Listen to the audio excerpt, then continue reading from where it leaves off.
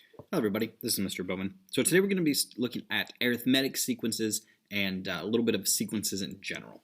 So what a sequence is it's a series of numbers that you develop from a pattern, okay? So in arithmetic sequences are a specific type of pattern. So you may have actually seen these, could be actually quite a while ago. They use them quite a bit in earlier classes and stuff to help with pattern recognition.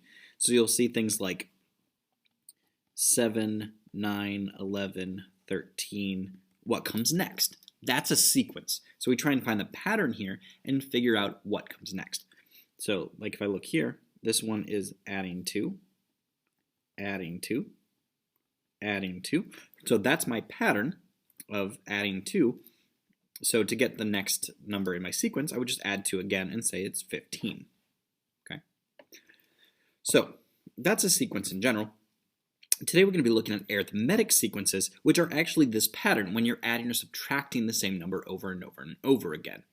Now, just to show you one that's not an arithmetic sequence, so you have that, what if I'm looking at 2, 3, 5, 7, 11, 13? This one's going up by 1, then 2, then 2, then 4, then 2. So this one is not an arithmetic sequence, but it is a sequence, and it's actually this sequence of prime numbers. So knowing that, you could follow that pattern and tell me that the next one is actually 17. So this one is arithmetic.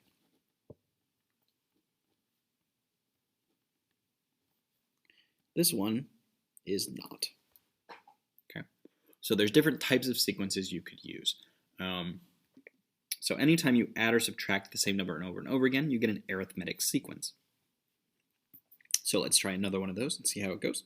Let's do one of the more popular ones.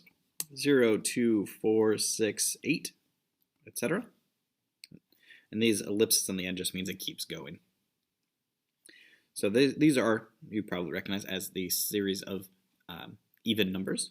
But it is still arithmetic because we're adding 2, adding 2, adding 2, and adding 2. So we could keep going and say, after that, we'll add 2 and get 10, then 12, then 14. So sometimes you'll try and come up with more than just the next number. You might have a series of numbers you need to come up with, and that's okay. So let's try one that's not adding 2. What about this?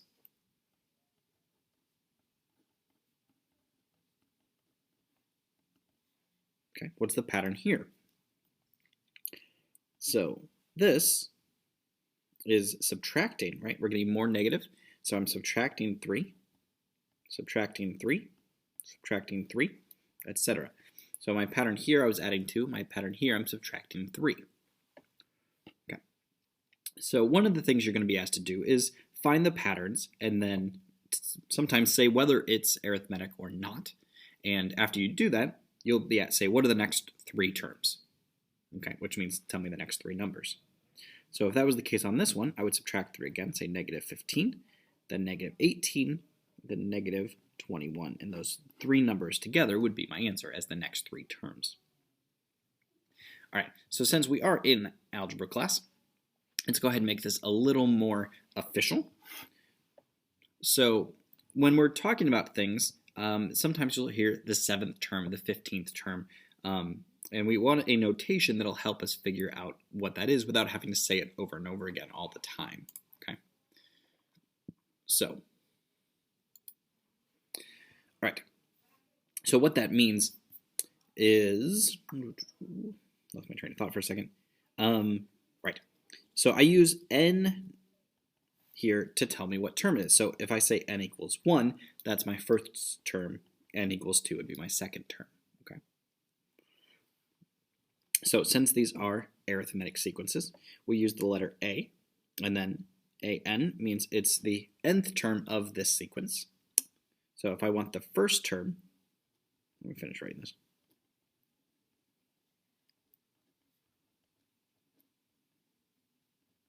Okay. So nth term means whatever number down here is that term. So a1 would be the first term. A2 would be the second term, etc. So whatever number that is, if it's a to the 11, that would be the 11th term. So whatever number that is what term we're looking at. Okay. So sometimes they'll say find the third term. Sometimes they'll say find a sub 3 or a3. Okay. So I just want to make sure you see both of those and know what you're looking at. Okay. So there are two ways they do this outside of just listing the numbers like we did over here. That's the kind of classic way. And they use two types here. One is called an explicit formula. Okay, and one's called a recursive formula. Okay, and there's a very important difference between these two types of formula. Okay, so looking at these types, the explicit one is the one you usually prefer because it's the easiest to use. You'll see something like this. AN equals A1 plus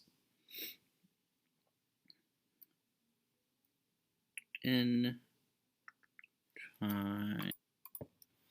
Sorry, I have to do a mental shift here for a second because how we do this in Algebra 1 is a little different than how you do it later. But anyway, so it's N minus 1 times D. Okay. So what that means is we're coming, if we look at our pattern here, to get to my first term, how many times did I add that 2? None, right? 1, so that's why I'm subtracting 1 over here, because for my first term, I don't add it at all. For my second term, I add once. For my third term, I'll add it twice, so it's always 1 less than the actual term number. So let's break down what we're looking at here. AN, as we mentioned over here, it's the nth term of the sequence. A1 is the first term. N is the term number. So what I mean by that is if I'm looking for the 7th term, then N would be 7. It's just the number without the TH or whatever on it. So, and then D is known as my common difference. That's my pattern. Okay.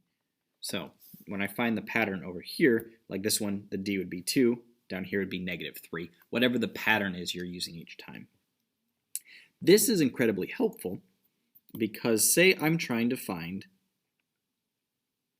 let's get an actual formula here. Let's say it's 7 plus n minus 1. That part actually stays. It's just A1 and D that change. So times 5. Okay. So what that means is my sequence is going to start with 7 and go up by 5 each time because it's +5. Okay. So if I'm trying to find the 5th term of this one, I plug 5 in for n, and then I'm going to clean it up. So let's have a division here. So plus 5 minus 1 is 4 times 5. Work over here.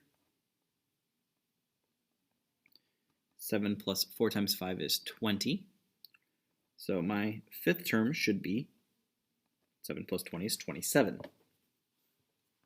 Okay. So, and you can actually work it out if you want and make sure that that is correct. So, with this one, it starts at 7, and I'm going to go up by 5, so 12, 17, 22, 27. So lo and behold, our 5th term is 27. So you can just plug in your term number and get it pretty easily. Now, with the 5th term, that's not too big of a deal if you wanted to write them out, but sometimes you'll find things like the 100th term or the 1000th term, or sometimes even larger than that. So in which case, the explicit formula is going to be the most helpful. So recursive formulas, on the other hand, are not as helpful. They look similar, but they have a key difference. You'll have something like this, if we're being very technical about it.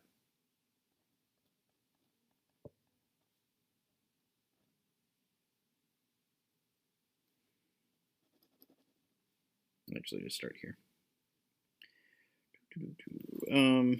Okay, I just realized I switched notation again, so let me rewrite this. I apologize. Whenever they write these kind of repeating formulas, a lot of different math disciplines use different types of notation for some reason. All right, so we're using the subset notation. So the first term is 3, and then every term after that will be something like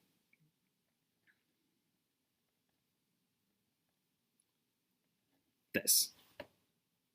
Okay, so let's break down what this means. A1 is still the first term.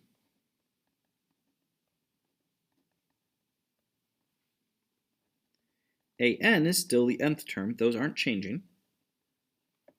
But we have a new one of a to the n, or a sub n minus 1. That is the previous term. So what that means is if we're looking for a4, 4 minus 1 is 3. So it'd be a4 equals a3 plus 2. So this is our pattern. This is our D, if you will, here. Okay. So it's D from the previous one. So this is much easier to write because it's the same every single time. You just have to plug in the two numbers. But it's not as nice when you're trying to plug stuff back in. So if I'm trying to find A5 of this one, I can't jump straight to A5. I have to work through all the previous ones first. So I need to start by finding A1, then A2, then A3, then A4, before I can get to A5. Once again, not as big of a deal here, but if I'm trying to find the 100th or 1,000th term or something, it gets really nasty. So we start 3, and then this is just saying every time after that add 2. So 3, 5, 7, 9, 11. So my answer would be 11, but I can't skip any. I have to find every single one leading up to it, which is what makes it a recursive formula. When you look at it, you can tell pretty quickly whether it's explicit or recursive, because only recursive formulas are going to have this a sub n minus 1 in the problem. You're not going to see that up here. You'll have n's, but not a n minus 1. Okay, that's the key difference.